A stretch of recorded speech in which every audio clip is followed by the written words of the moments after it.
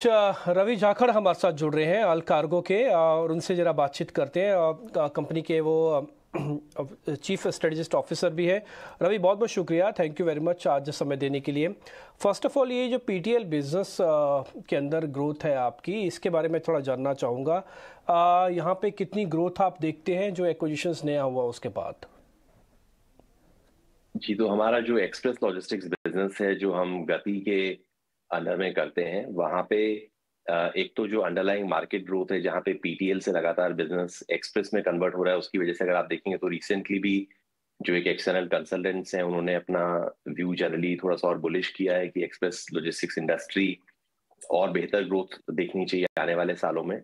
और जो with in industry जो एक गति का हमने ट्रांसफॉर्मेशन पिछले 2 साल में किया है उसकी वजह से हमारा मार्केट शेयर भी ऊपर जाएगा। तो एक तरह का मल्टीप्लायर इफेक्ट है जो हमारे बिजनेस में हमें दिखना चाहिए। तो जो मान लीजिए कि एक 13 से 14 15% की मार्केट ग्रोथ है वो एक्सपेक्ट सभी लोग कर रहे हैं, और उसके अंदर जैसे जैसे हमारा इंफ्रास्ट्रक्चर और सारी चीजें इंप्रूव हो रही हैं उसके जो हमारा एक एक्सप्रेस डिवीजन है उसकी परफॉर्मेंस में एक मल्टीप्लायर इम्पैक्ट आना चाहिए। और जो हमारे मैनेजमेंट ने भी, गति के मैनेजमेंट ने गाइडेंस दी है उसकी तरफ परफॉर्मेंस हमें दिखती है।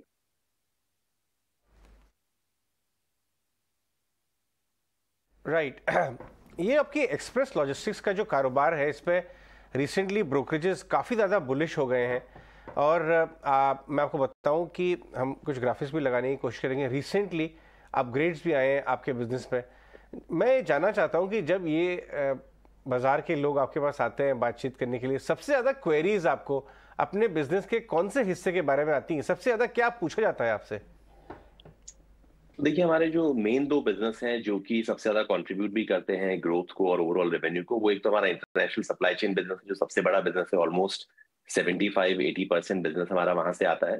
तो उसको लेके डेफिनेटली सभी लोगों में एक ज्यादा क्यूरियोसिटी या जिज्ञासा रहती है कि जो फ्रेट रेट्स हैं किस तरह से चेंज हो रहे हैं, ग्लोबल रिसेशन है उसका क्या इम्पैक्ट है, किस तरह से हमारी कंपनी जो डिजिटाइजेशन के थ्रू स्ट्रेंथ हमारी आ रही है उसका क्या इम्पैक्ट पड़ता है। जनरली ये सब चीजें रहती हैं। और दूसरे उसके बाद में फिर जो आपने बताया एक्सप्रेस लॉजिस्टिक्स बिजनेस जो हमारा डोमेस्टिक सप्लाई चेन का बिजनेस है, और कॉन्ट्रैक्ट लॉजिस्टिक्स। तो ये 2 मेन बिजनेसेस हैं जो एसेट लाइट और डिजिटल बिजनेसेस हैं। और ऑल्सो यही 2 बिजनेसेस हैं जो हमारे अभी ऑल कार्गो लॉजिस्टिक्स में कंटिन्यू करेंगे आफ्टर द डीमर्जर। और डीमर्जर भी हमारा ऑलमोस्ट तकरीबन पूरा होने जा रहा है इस महीने में। हमारा डीमर्जर का जो एक एनसीएलटी प्रोसेस है वो कंप्लीट होना चाहिए, और आने वाले 2-3 महीने में जो बाकी फॉर्मेलिटीज हैं और जो कंपनीज की लिस्टिंग है वो भी हो जानी चाहिए। तो ये 2 बिजनेस मैं कहूंगा जो हमारा इंटरनेशनल सप्लाई चेन सबसे बड़ा बिजनेस है, वो एक इंपॉर्टेंट ड्राइवर ऑफ ग्रोथ भी और सबसे इंपॉर्टेंट भी है। और फिर express logistics and contract logistics.